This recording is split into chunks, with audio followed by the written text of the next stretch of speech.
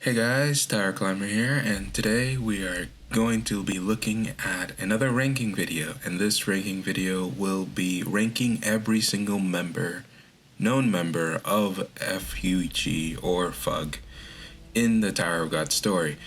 First, immediately there's going to be a long video just like my other ranking videos, so let's get some rules straight. First rule is that the characters must have at least one feat that we can pull from. So no featless character, no background characters, nothing like that. Every single character that is in this list will have some type of feat or statement, or at least a title that we can glean something from, right? Second rule is that I will be including people that are affiliated with FUG in some way, even if it's indirectly. Even if they don't consider themselves fully members of FUG, I will be considering them for this list. But I will not be including V or Arlen Grace. Firstly is because I've already talked about them enough in my ranking all irregulars video, which you should go check out if you want to see more details about them. But also because in that ranking video, I basically pulled all the feats that we have known about them. So I would just be repeating myself. And V and Arlen weren't technically members of FUG. They were the creators of the rebellion against Jihad. And then after they lost, FUG was created by Grace Merchea Lustlek in revenge for V and Arlen. So they're not really part of FUG, more like the inspiration of FUG. So that's why they will not be included on this list today. So without further ado, let us start this list. Okay, so to start off this list, I will be doing this list in ranks. So the first tier will be regular tier.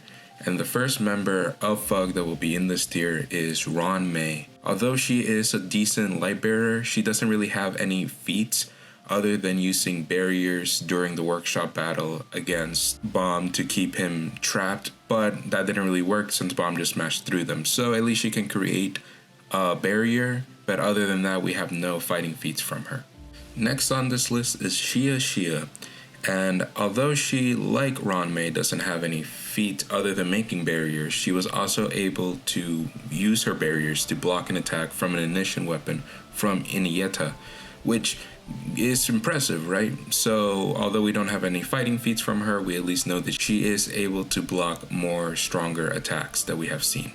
So that's why she is above Ron May on this list.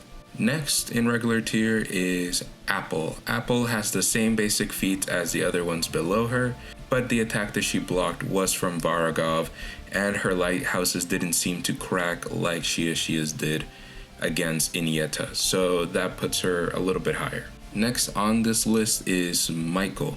Michael has basically no feats, but has a unique weapon that he can inject people to kill them and basically poison them.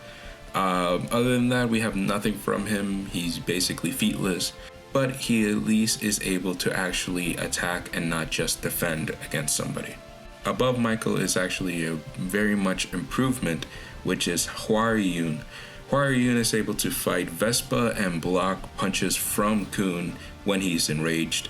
And she can also use her staff to jump in the air and use 2 observers to help her fight like she did in her fight against Vespa. She can also see fate, or at least the crossroads of fate, because she is a guide. Right above her, not by much, is Yura Ha. Yura's main feat is being comparable to Akka Williams and being even in a race with Hwaryun up some stairs, and also blocking Kun's attacks just like Hwaryun did, and has an OP item, her suitcase, that should put her above Hwaryun. If you want to know more about the item, I did a whole video about ranking every item in TOG, so you can go check that one out if you want more in-depth look into her item. Right above Yura is Rachel, and normally she would go below many people like Hwaryun and Yura in this type of list, but just like in my ranking all irregulars video, I said she has Emily that can block the paths of guides, and also has a replica of Jihad's bracelet that lets her use Shinsu Black Hole Sphere. So I think current Rachel should be put above just because she has these items. Next above her is Anna. Anna can use spells, and she was able to threaten both Aqua William, Boro, and Sachi, but Sachi was able to counter her and beat her with his own spell, and he stated that she was as good as an average D rank, not like Joaquin is. Right above her is Daniel. Daniel is pretty impressive as he was implied to be above Ron and fought base bomb in a close fight and uses souls to fight, and also can control his Shinsu to make it living, and fought Sachi pretty evenly, although Sachi was not using his full out rose spells. Right above him on this list is Angel. Angel, while in base, is weaker than Daniel and Anna in my opinion, but she is able to beat Hua Yun with her metal fish that consume metals and divide when damaged. When she transforms, she can easily beat Iwa that has greater potential than someone like Ron, as SIU has stated, and I think her ability to fly puts her a bit above Daniel, but they're pretty even and contentious for me. Right above both Daniel and Angel is Bolsar Elliot. His main feats is that he was able to fight a raged amped thorn bomb that one-shot Daniel and crushed his legs, and while holding back, beat Muntari, who was above base Ron. He also has the Hell in a Cage power that basically traps his opponents unless he is beaten, and gets stronger the better his enemies get. So when he was fighting against a bomb that was raged, he was actually not at his best. So overall, this is why I put him above the characters that I have below him. Right above him is again a very contentious placement for me, which I had to think a lot about, but I think Kasano deserves this place, at least when he has both of his devil arms ignited. While a bit hard to say who is actually better between these two, I think when Kasano has his devil arms ignited, he is a bit stronger, and he could basically, was stated to delete Wang Nang if he wanted to, and Beta seems to think he is stronger than him, and this is the same Beta who scales to a Lightning Pill Ron. So overall, I think he's a little bit more impressive, but you could change them around, and I wouldn't bat an eye. Next above in this list is actually a tie. So what I'm going to do in this list is if somebody is comparable, then I will give them a tie basically. And this tie is Vicente and Joaquin. Both are just stated to be equals, but to have different fighting styles. Vicente is more defensive, Joaquin is more offensive. And every single time they fought, there's never been a clear winner. And they are just considered to be on another level than the people below them on this list. Joaquin basically showed this by killing a Hell Train monster all by himself, when before all of Rachel's teams had to team up to beat one. Right above them in this list is actually Reflejo, but not regular Reflejo with Poke and Shadow. He was stated to be stronger than a B rank regular and was able to overwhelm a team of Bomb, Kun, and Rack. And also is a shadow, so he can't be reverse flow controlled unless you have the Thorn like Bomb did. And it was stated that his defenses are weaker because he is a shadow. So that's how they actually were able to beat him, by knocking him off balance and then using the Thorn to actually kill him. So it's not really an anti-feat, more of like a weird gas form that he has, and has some weaknesses but some strengths too. Above Reflejo is actually Dravi, who I put above even with her limited feats is because she's able to turn invisible and has a weapon that can affect the Serpent Master, and Lilial seemed very wary of this weapon since she told the snakes to block it for her. And also, I would assume, since how Bomb stated that the snakes like flow through Shinsu and are very much intangible to other attacks, I would assume that she would be able to damage Reflejo's shadow even without the Thorn or something like that, just with her weapon. I feel like that's not too crazy to say. So overall, I think this is where Dravi belongs on this list. Right above Dravi is fully, I will admit, a theory placement, and if you don't want to take it seriously or don't believe this theory, then just don't consider this placement valid. But right above her is Arc Raptor's daughter, which I believe to be Arya Rose Jihad. We know Arc Raptor's daughter is a member of the 10 Great Families, and they were such a revered member that they got stolen from Arc Raptor, right? I believe that she had a high ranking in the family, so much that she would be stolen back by the family. And if this theory is true, then this should scale her to all the other regular princesses like Endorsi, Lilial, and Shilial. She would also have Arya's swordsmanship and be able to see Dravi, since the only people that could actually see her were Bomb and Endorsi. And Endorsi stated that the only reason she could see Dravi is because she's a princess of Jihad, just like Arya Rose Jihad would be. The actual only real feat that she has on panel is that she was able to stop Matt Shocker like it was nothing, which is impressive, but she is only this high on this list with the theory that she is Arya Rose Jihad. And finally, in regular tier is Varagov. Varagov has the Blood Tamara, which is an overpowered item, which again, in my ranking all items video, I go into more detail. It basically gives you ranker level durability, since he was able to damage Bomb and Bomb was able to damage him. He was also able to take many attacks from Bomb, who, while not taking the fight too seriously and stated to be holding back his power, so was Varagov, because Varagov did not unleash the Blood Tamara's full power until later. So at this point, while not being on the same level as rankers, obviously since Bomb beat him, he should have ranker level durability, which is a more impressive feat than anyone else on this list so far. So he should definitely be at the top of this tier. Next tier I will be discussing is the ranker tier. The first one in ranker tier is actually Mule, which was the Elder's envoy from the Cage arc. He has literally no feat other than being a Yama victim and has a Shinsu mouth attacks. And that is it. That is all we know of him. He got killed off by Yama super easily. Not really an anti-feat, since Yama could probably do this to everyone in the ranker tier, but overall this is where he would land because we have nothing from him.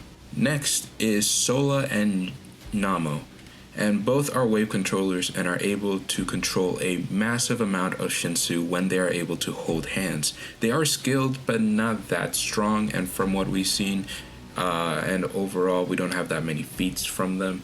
They are skilled wave controllers, but individually and even together, I don't think they're able to climb any higher on this list. Next, right above them is Grom. Grom is a big monster that serves Kuraka that, while featless, can fight Hashian-He alongside other rankers and not die from her, although him by himself did get his arm ripped off by her, and she stated that she was going to rip off his head next.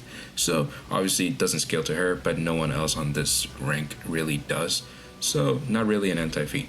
Okay, so the next ones are a little weird. There are the unnamed rankers from the workshop battle, and these are the rankers right under Maraco's command. These have no feats other than fighting Leroro and are able to fight Quant, or about to at least, until they were pulled back.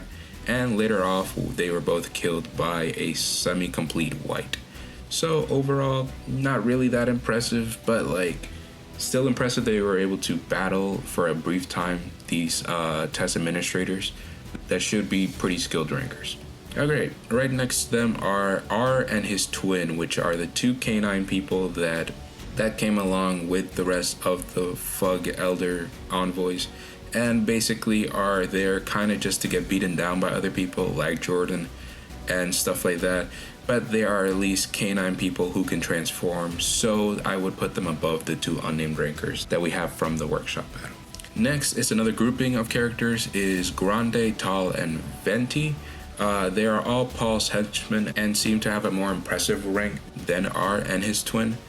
And Venti seems to be the strongest of them since he can do level 3 transformation, but overall they should just be ranker level, and they, with their transformation, may pose a bit of a threat to advanced rankers, but overall shouldn't really do that much. Right above them is Deathbird, another main servant of Kuraka, and is actually the main protector of his heart, so that goes to show you how much Kuraka actually puts trust in him, and he fought advanced rankers and high rankers in the last station, although we have not seen much from him. Right above him is Death Karambit, another one of Kuraka's servants from the last station, and he was able to fight off against Dorian Frog, but with a bit of an asterisk since Dorian Frog wasn't able to pull out Pollux since he was damaged by White earlier, so full power Dorian Frog could probably beat Death Karambit very easily, but he didn't have Pollock by his side, so we can't really tell for sure.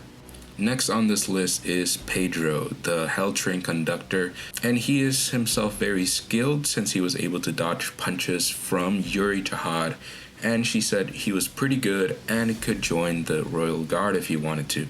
He also has the Purple Dementor that can poison high rankers and shoot Shinsu Blast, so overall he's pretty impressive, but Yuri was not going all out, as we know from her later fight with Karaka, and she was able to one-shot both Pedro and the Purple Dementor, although again, this is not really much of an anti-feat since you'd probably be able to do this with every character in this tier. Next, right above him, is Death Lady. Death Lady seems to be Karaka's main servant, but hasn't shown off too much of what she can do, and in my opinion could go below Pedro with the Purple Dementor, but I feel like her being Karaka's main ride or die servant would make her above him just by statements alone, I guess. Next in this ranker tier is Colden. And basically Colden is an advanced ranker from Jama's gang who is 6th in Jama's gang, which is pretty impressive, but we don't have any feats from him. The only thing we know about him is that he should be equal to Jordan in stats, maybe a little bit stronger, and was able to beat R's twin without transformation, and when fought against Paul very briefly, he showed his transformation, which turned his arms into gigantic mountain-like arms. That seemed impressive, but overall we didn't get to see anything that impressive from him, so this is where he would land on this list in my opinion. And finally, to cap off this ranker tier is Jordan himself, a very fan favorite character and one of my favorites as well. This character should be very equal to Colden, since they're very sparring partners and like friends and all that stuff. But overall, he goes above him because he has a higher level transformation that he did not use against Colden in their sparring match, which is the stage 3 transformation that lets him shoot anything that lands in his scope. So he basically cannot miss if he has you in his sights. So overall, that's more impressive feat than any other character that we have seen on this list so far. So this will be the cap for ranker tier. The next tier in this video is high ranker tier. And this tier will mainly be for people in the story that are baseline high ranker level. Like basically what baseline would be is that they're able to fight pretty equally with division commanders from Jihad's army. Those seem to be like the baseline high ranker level people. So the first one on this list is Madarako, and in my opinion could go lower on this list because I believe that he is a high ranker based purely on political reasons, since he is like a drug dealer and all that kind of stuff. But he was able to kill 2 rankers low and punk very easily during the workshop battle, and he fights with smoke that comes out of his cane. He was able to evade Karaka and is overall scared of people like Karaka, so I don't think he goes anywhere but the bottom of this tier in this video. Next, right above him is Ruomon. He's able to perform actually level 7 transformation and can control many observers all over the cage since he is a very skilled scout. He can also throw the ancient spear, but only really once since it drains him, and since he is not an ancient or has an ancient bloodline like Rack or Evankel. So overall, I think he's pretty impressive, and with the spear would go a little bit higher, but he can only use it once and it puts a massive drain on his body, so I think this is a good place for him to be. Right above Ruomon is Verdici. Verdici is 4th in Jama's gang and was able to kill Verdi very easily with Kun's help and give Gato a hard time until he was able to actually defeat her. Right above Verdici is Augustus. He is the test head admin of the 20th floor above other rankers like Love, and can use something he calls Shinsu drawing that can kill many soldiers of Jihad's army with one stroke and block attacks from Shinwei of Jihad's army with ease. So overall, I think this is where he lands, and mostly this ranking is because of his rank as the head test admin. Right above Augustus is actually another head test admin, Yu Han Sung, and he is known as a genius wave controller that is basically the standard of what a high ranker should be. Although he is officially an advanced ranker, we know that this is only because he refused to become a high ranker. He is not only a wave controller, but a Dan Solsa, a Wong Solsa, a fisherman, a light bearer, and an anima. And we know he knows a lot more since he should be able to cover every single position. He has been able to fight against many high rankers and advanced rankers, although we do know to a certain point he can match up to stronger division commanders like Xian He, since she was about to kill him. Next, right above him, is both a tie again between Kansan and Gado. Gado is definitely stronger than Kansan, but they're always able to fight evenly every single time we see them, and overall should just be around relative. I'm not really going to be ranking one above the other, but Gado is basically above the other. They're both the strongest in Jama's gang, and Kansan is able to create laser beams with his transformation and sprout wings that probably make him faster. Gado's whole transformation deal is that he can transform his legs into black legs with jet propulsions, would make him super fast. He was able to give Bomb some trouble, make Bomb awaken the Red Teresa, and use the Thorn. So overall, he is very strong, but he can't really go above anyone else on this list because of his lack of feats. So the next one, and actually the final person in high ranker tier, is Soho. And she is actually a blue hole, which basically means that you are a old high ranker that is lost in the rankings because you are been inactive for so long that people don't even know if you exist anymore or not. And her basic power is that she's able to teleport people and redirect attacks like she has done against Yu Hong Sung. And she is basically kind of unbeatable in some way, shape, or form against wave controllers since she can just redirect their attacks all day long. She's also a guide so she can see the future and can kind of compress herself somewhat, some way, shape, or form, something like that, to infiltrate places. So yeah, so she should just be at the top of this tier at least. Finally, we have the final tier, which I dubbed the Slayer tier. The first person in this tier is actually Karaka. And while making fun of Karaka is a bit of a joke in the community since he has a big losing streak, that doesn't actually mean he's weak, even SIU has stated that. He is actually very young in terms of the tower, and is still confirmed to be stronger than a division commander of Jihad's army, and has actually proven this by being able to best Xian He in a straight up fight where he just teleported her away. Karaka has been able to fight Yuri many times and Caliban, who are stronger than him for sure, but still held his ground and showed massive amount of potential. His main position is a scout, and he has observers actually in his eyes so he can see from far away. He's also able to read minds and has a normal observer to use if he ever needs one. Plus, SIU has stated that Karaka would be able to use an observer like the Purple Dementor way better than Pedro, which is not really that surprising, but just another feat for Karaka. Karaka is a very skilled fisherman as well, since he was trained by Jinsung Ha and can use the piercing technique White Crow. And Karaka is also a very talented wave controller that can use the World of Darkness technique, which can neutralize attack of high rankers like Yuri and store them up to counterattack the impacts fully back to his opponent. Oh, and yeah, one final point is that he is actually literally immortal to any non-great family heads or administrators because his armor lets his heart be somewhere else in the tower. So yeah, also he can use his armor for extra defense, offense, and to capture people. So yeah, don't look down on the Slayer Karaka.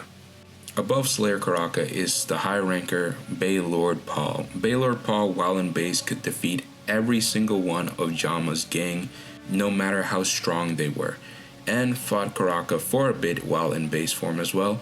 What truly makes him strong is his transformed state that while he does have a hard time keeping control of, and when he's done he kind of like passes out, he is strong enough to the point that he can team up with Doom and combat the Windbird of a branch leader of the Lobobia family. So his powers should definitely not be sneezed at, and I think he's a bit overlooked in the community in terms of power. But this is where I place Baylord Paul. Right above Baylord Paul is his older brother, Baylord Doom. Doom in his prime was a top 200 ranker And while well past his prime and missing his fang and arm, he was able to basically beat Verdici with just a mere roar and kill Gato super easily. When he got his fang and arm back, he was able to kill the main body of the branch leader of Lopobia and do some heavy damage to the Windbird. Overall, a very strong ranker that I think gets overlooked a lot because of Yama's pure strength and can still be relevant even in the current Tower of God fights that are against a lot of branch leaders currently. Next in this tier is another tie, Doan and Cha. Both are ancient rankers from Genesis and were the co-leaders of the Hidden Grove. Both can kill and fight direct descendants of the 10 Great Family leaders and are also stated to be above division commanders.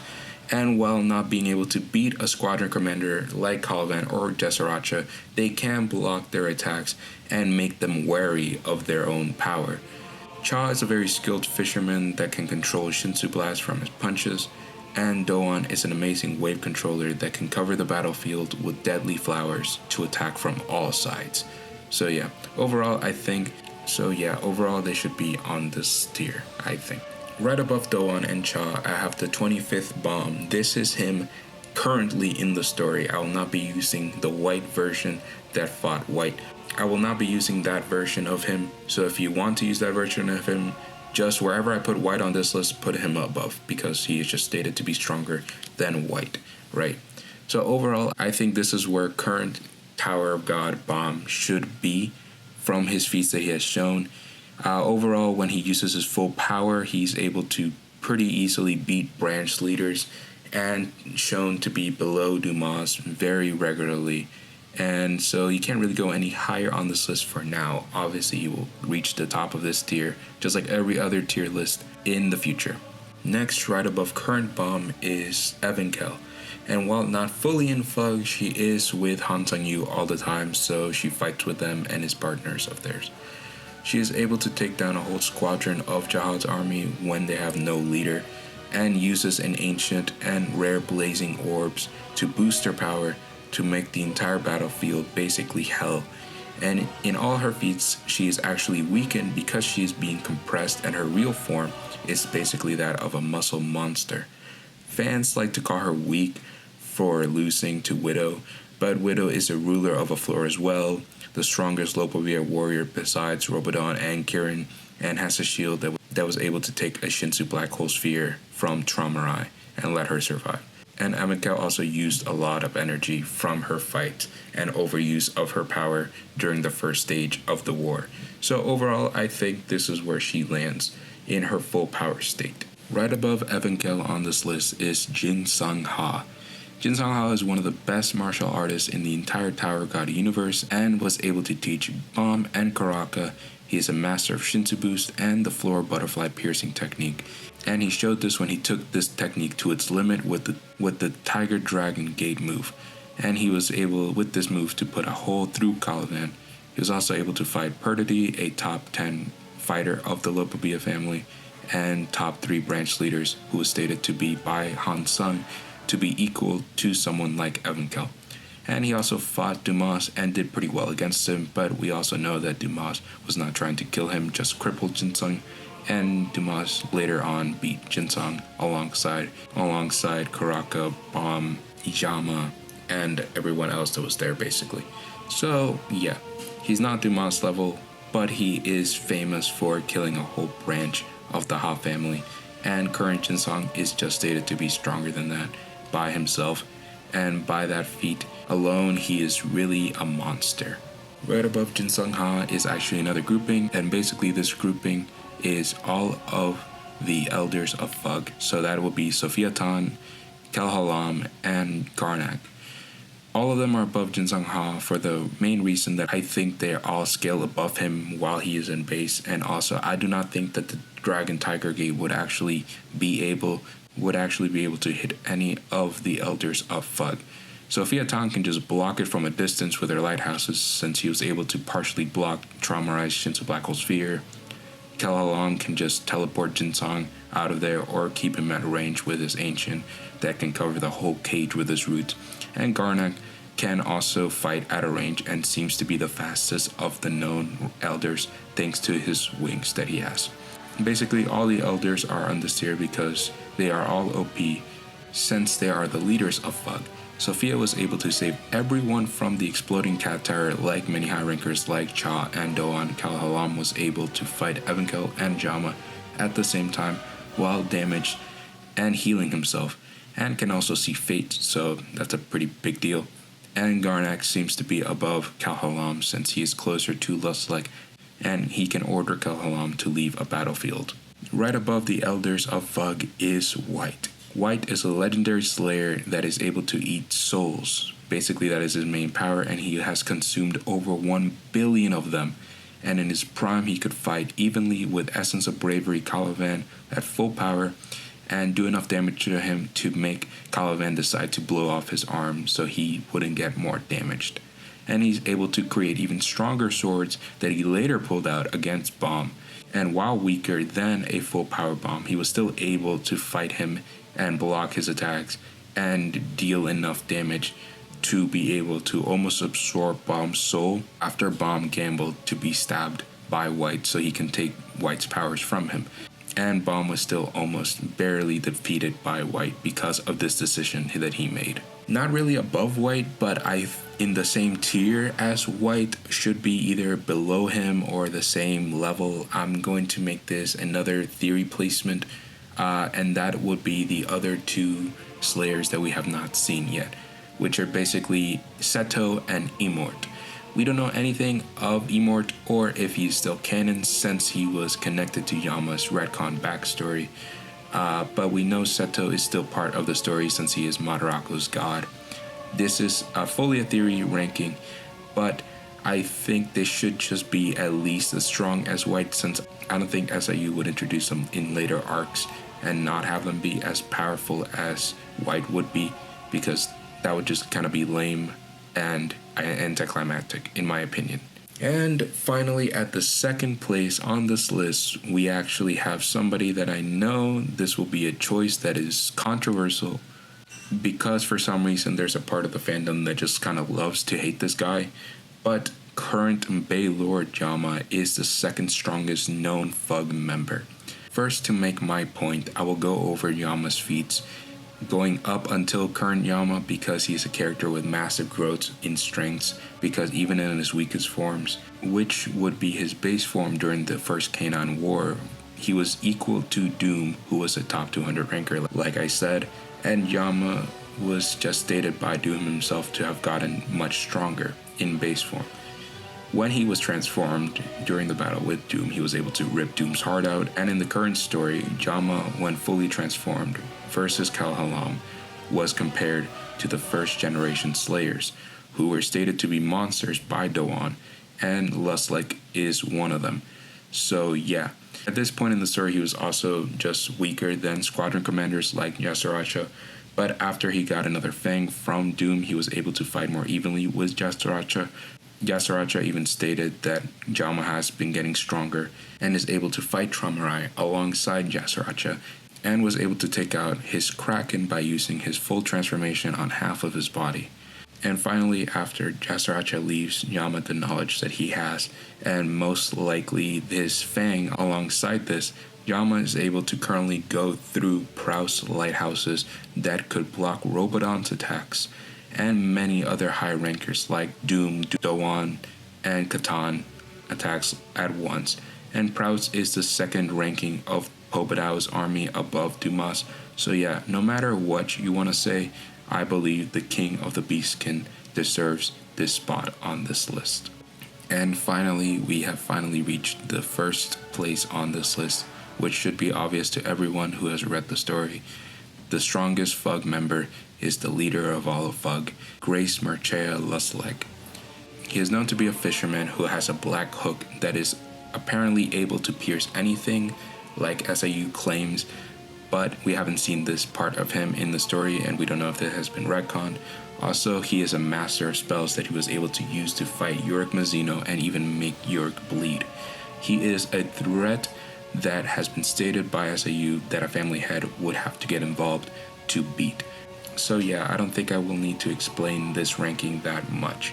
Everyone should know that Lustlike is the strongest being in FUG, and is just a family head level ranked opponent. He is the best in FUG, and it's not really that close at all. And that brings us to the end of this list. Hope you guys enjoyed it, and if this video was a little messier than normal, I'm sorry about that. But yeah, hope you guys enjoy this list, and if you have any contentious placements that I put above someone else or something, you can put them in the comments if you like.